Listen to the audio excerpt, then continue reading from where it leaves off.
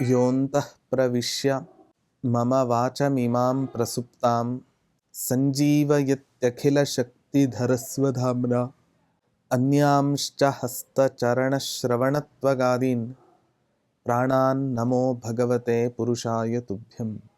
ಪೂಜ್ಯಾಯ ರಾಘವೇಂದ್ರಾಯ ಸತ್ಯಧರ್ಮರತಾಯ ಚ ಭಜತಾಂ ಕಲ್ಪವೃಕ್ಷಾಯ ನಮತಾಂ ಕಾಮಧೇನವೇ. ದುರ್ವಾದಿಧ್ವಾಂತರವಯೇ ವೈಷ್ಣವೇಂದೀವರೇಂದವೇ ಶ್ರೀರಾಘವೇಂದ್ರ ಗುರವೇ ನಮೋ ಅತ್ಯಂತ ದಯಾಲವೇ. ತಪಸ್ವಾಧ್ಯಾಯ ಶುಶ್ರೂಷಾ ಕೃಷ್ಣ ಪೂಜಾರತಂ ಮುನಿಂ ವಿಶ್ವೇಶಮಿಷ್ಟದಂ ವಂದೇ ಪರಿವ್ರಾಟ್ ಚಕ್ರವರ್ತಿನಂ. ಶ್ರೀ ಗುರುಭ್ಯೋ ನಮಃ. ಹರಿ ಓಂ. ಕೃಷ್ಣಾವಧೂತರು ಮಾಡಿದ ರಾಯರ ಸಹಸ್ರನಾಮ ಚಿಂತನೆಯಲ್ಲಿ ಅನೇಕ ನಾಮಗಳ ಮಾಧುರ್ಯವನ್ನು, ಆ ನಾಮಗಳಲ್ಲಿ ಇರತಕ್ಕಂತಹ ಚಿಂತನಾ ವೈಶಿಷ್ಟ್ಯವನ್ನು ನಾವು ಮೆಲುಕು ಹಾಕಿದ್ದೇವೆ. ಇವತ್ತಿನ ದಿನ ಕೃಷ್ಣಾವಧೂತರು ರಾಯರ ಇನ್ನೊಂದು ಮಹತ್ವಪೂರ್ಣವಾದ ಗುಣವನ್ನು ತಿಳಿಸ್ಲಿಕ್ಕೆ ಹೊರಟಿದ್ದಾರೆ. ಓಂ ತರ್ಕ ಪಂಡಿತಾಯ ನಮಃ. ರಾಘವೇಂದ್ರ ಪ್ರಭುಗಳು ತರ್ಕಶಾಸ್ತ್ರದಲ್ಲಿ ಅತಿಯಾದ ಪ್ರಾವೀಣ್ಯವನ್ನು ಹೊಂದಿದ್ರು.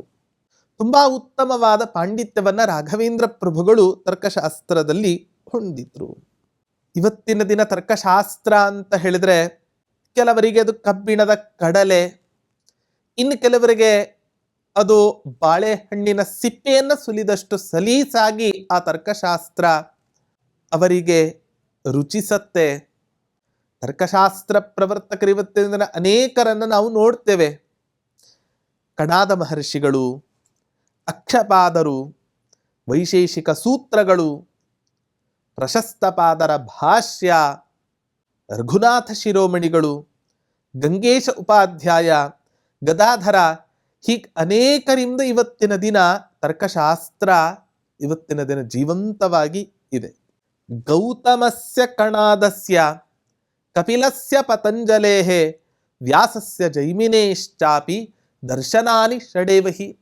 ಒಟ್ಟು ಈ ಪ್ರಪಂಚದಲ್ಲಿ ಇರ್ತಕ್ಕಂಥ ದರ್ಶನಗಳು ಎಷ್ಟು ಅಂತ ಬಿಟ್ಟರೆ 6 ದರ್ಶನಗಳು ಈ ಪ್ರಪಂಚದಲ್ಲಿ ಇದ್ದಾವೆ. ಸಾಂಖ್ಯಶಾಸ್ತ್ರ, ವ್ಯಾಕರಣಶಾಸ್ತ್ರ, ನ್ಯಾಯಶಾಸ್ತ್ರ, ಹೀಗೆ ಅನೇಕ ರೀತಿಯಾದ ಶಾಸ್ತ್ರಗಳು ಇವತ್ತಿನ ದಿನ ಪ್ರಪಂಚದಲ್ಲಿ ರಾರಾಜಿಸ್ತಾ ಇದ್ದಾವೆ. ಇದರಲ್ಲಿ ಅತ್ಯಂತ ಉಪಕಾರಿಯಾಗಿರ್ತಕ್ಕಂತಹ ಎಲ್ಲ ಶಾಸ್ತ್ರಗಳಿಗೂ ಕೂಡ ಸಹಕಾರಿಯಾಗ್ತಕ್ಕಂಥ ಶಾಸ್ತ್ರ ಅಂತಿದ್ರೆ ಕಾಣಾದಂ ಪಾಣಿನೀಯಂಚ ಸರ್ವಶಾಸ್ತ್ರೋಪಕಾರಕಂ. ಕಣಾದ ಮಹರ್ಷಿಗಳು ಬರೆದಿರ್ತಕ್ಕಂತಹ ನ್ಯಾಯಶಾಸ್ತ್ರ, ಪಾಣಿನಿ ಮಹರ್ಷಿಗಳು ಬರೆದಿರ್ತಕ್ಕಂತಹ ವ್ಯಾಕರಣ, ಅರ್ಥಾತ್ ತರ್ಕ ಮತ್ತು ವ್ಯಾಕರಣಗಳು ಎಲ್ಲ ಶಾಸ್ತ್ರಗಳ ಅಧ್ಯಯನಕ್ಕೆ ಮೂಲವಾಗಿರುತ್ತೆ. ತರ್ಕಶಾಸ್ತ್ರ ಗ್ರಂಥಗಳ ಅಧ್ಯಯನವನ್ನು ನಾವು ಮಾಡಬೇಕು.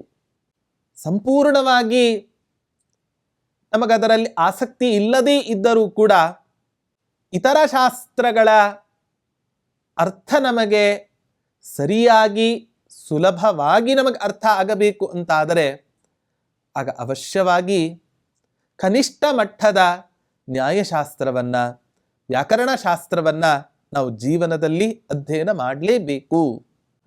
ಅದರಲ್ಲೂ ಕೂಡ ಪ್ರಭೇದ ಇದೆ. ಕಣಾದ ಮಹರ್ಷಿಗಳಿಂದ ಪ್ರವರ್ತಿತವಾದದ್ದು ವೈಶೇಷಿಕ ಶಾಸ್ತ್ರ ಆದರೆ ಗೌತಮ ಮಹರ್ಷಿಗಳಿಂದ ಪ್ರವೃತ್ತವಾದದ್ದು ನ್ಯಾಯಶಾಸ್ತ್ರ. ಯಾಕೆ ಇದಕ್ಕೆ ವೈಶೇಷಿಕ ಶಾಸ್ತ್ರ ಅಂತ ಕರೀತಾರೆ? ಸುಮ್ಮನೆ ಕೆಲವರೆಲ್ಲ ಚಿಂತನೆ ಮಾಡೋ ಪ್ರಕಾರ ನಾವು ನೋಡೋದಾದ್ರೆ ವಿಶೇಷ ಅನ್ನೋ ಶಬ್ದ ನ್ಯಾಯಶಾಸ್ತ್ರದಲ್ಲಿ ಪರಮಾಣುವಿನಲ್ಲಿ ಬಳಸ್ತಾರೆ. ಆ ಪರಮಾಣು ಮೂಲಕವಾಗಿಯೇ ಈ ಸಮಗ್ರ ಪ್ರಪಂಚದ ಸೃಷ್ಟಿ ಉಂಟಾಗತ್ತೆ ಅಂತ ಇವರು ಹೇಳ್ತಾರೆ. ಹಾಗಾಗಿ ಪರಮಾಣುವನ್ನೇ ಮೂಲವಾಗಿ ಇಟ್ಟುಕೊಂಡು ಯಾವ ಈ ಪ್ರಪಂಚದ ಸೃಷ್ಟಿಯನ್ನ ಹೇಳ್ತಾರೋ ಅವರೆಲ್ಲರೂ ಕೂಡ ವೈಶೇಷಿಕರು. ಇಂಥ ಪರಮಾಣುವಿನಲ್ಲಿ ಈ ವಿಶೇಷ ಅನ್ನೋ ಪದಾರ್ಥವನ್ನು ಅಂಗೀಕಾರ ಮಾಡಿದ್ದಾರೆ ಅನ್ನೋ ಕಾರಣಕ್ಕೋಸ್ಕರ ಅವರನ್ನು ವೈಶೇಷಿಕರು ಅಂತ ಕರೀತಾರೆ. ಅವರಿಂದ ಪ್ರವರ್ತಿತವಾದ ಈ ದರ್ಶನ ಅಥವಾ ಶಾಸ್ತ್ರ ವೈಶೇಷಿಕ ದರ್ಶನ ಅಂತ ಇದೆ. ಪ್ರದೀಪ ಸರ್ವ ವಿದ್ಯಾನಾಂ, ಉಪಾಯ ಸರ್ವ ಕರ್ಮಣಾಂ, ಆಶ್ರಯ ಸರ್ವಧರ್ಮಾಣಾಂ, ವಿದ್ಯೋದ್ದೇಶೇ ಪ್ರಕೀರ್ತಿತ ಅಂತ.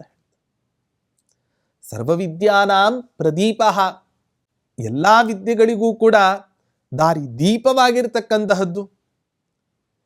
ಎಲ್ಲ ಕೆಲಸಗಳಲ್ಲಿಯೂ ಕೂಡ ಸರ್ವಕರ್ಮಣಾಂ ಉಪಾಯ,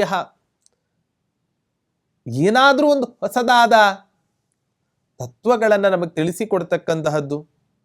ಹಾಗಾಗಿ ನ್ಯಾಯಶಾಸ್ತ್ರ ವೈಶೇಷಿಕ ದರ್ಶನಗಳನ್ನು ನಾವು ಇವತ್ತಿನ ದಿನ ನಮ್ಮ ಶಾಸ್ತ್ರಕ್ಕೆ ಅನುಗುಣವಾಗಿ, ನಮ್ಮ ಯೋಗ್ಯತೆಗೆ ಅನುಗುಣವಾಗಿ ಉತ್ತಮ ಗುರುಗಳಿಂದ ಈ ಶಾಸ್ತ್ರಗಳ ಅಧ್ಯಯನವನ್ನು ನಾವು ಮಾಡಬೇಕು.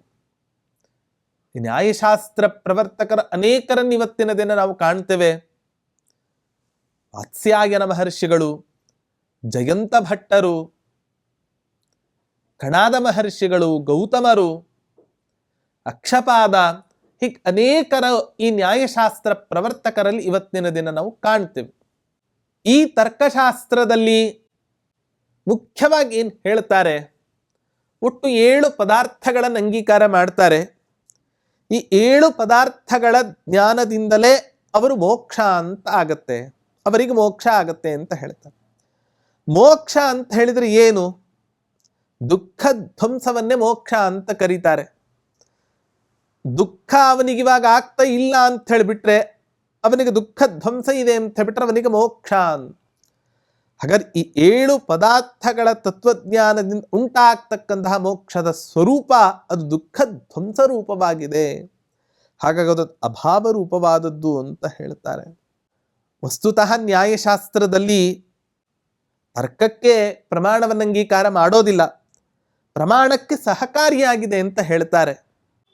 ಆದರೆ ವೇದಾಂತದಲ್ಲಿ ತರ್ಕಶಾಸ್ತ್ರ ಅಂತ ಹೇಳ್ಬಿಟ್ರೆ ಬ್ರಹ್ಮತರ್ಕಸ್ತರ್ಕಶಾಸ್ತ್ರಂ, ಬ್ರಹ್ಮತರ್ಕವೇ ನಿಜವಾದ ತರ್ಕಶಾಸ್ತ್ರ ಹೊರತು ಕಣಾದ ಮಹರ್ಷಿಗಳಿಂದ ಪ್ರವರ್ತಿತವಾದ ಅಥವಾ ಇತರರಿಂದ ಪ್ರವರ್ತಿತವಾದಂತಹ ನ್ಯಾಯಶಾಸ್ತ್ರ ಅದು ತರ್ಕ ಅಲ್ಲ ಅಂತ ಹೇಳ್ತಕ್ಕಂತಹದ್ದು ಕೂಡ ಒಂದು ವಾದ ಇದೆ.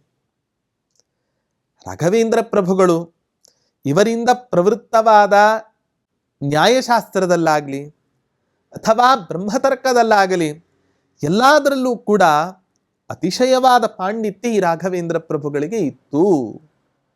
ಹಾಗಾಗಿ ತರ್ಕಶಾಸ್ತ್ರ ಕೇಳಿದರೆ ತರ್ಕವನ್ನ, ವ್ಯಾಕರಣದಲ್ಲಿ ಅದ್ಭುತವಾದ ಪಾಂಡಿತ್ಯವನ್ನ, ಮೀಮಾಂಸಾ ಶಾಸ್ತ್ರ, ದ್ವೈತ ವೇದಾಂತ ಶಾಸ್ತ್ರ, ಹೀಗೆ ಅನೇಕ 4 ಶಾಸ್ತ್ರಗಳಲ್ಲಿ ರಾಘವೇಂದ್ರ ಪ್ರಭುಗಳಿಗೆ ಪಾಂಡಿತ್ಯ ಇತ್ತು ಅನ್ನೋದನ್ನ ಈ ಮೂಲಕ ನಮಗೆ ಕೃಷ್ಣಾವಧೂತರು ತಿಳಿಸಿಕೊಡ್ತಾ ಇದ್ದಾರೆ. ಇಂತಹ ತರ್ಕಶಾಸ್ತ್ರದಲ್ಲಿ ಅತಿಶಯವಾದ ಪ್ರಾವೀಣ್ಯವನ್ನ ಗಳಿಸಿದ ಯಾವ ಮಹಾನುಭಾವರು ರಾಘವೇಂದ್ರ ಪ್ರಭುಗಳು, ಇವರ ಅನುಗ್ರಹ ನಮ್ಮ ಮೇಲೆ ಆಗಲಿ ಅನ್ನೋದರ ಮೂಲಕ ಕೃಷ್ಣಾವಧೂತರು ಪ್ರಾರ್ಥನೆಯನ್ನು ಸಲ್ಲಿಸ್ತಾ ಇದ್ದಾರೆ.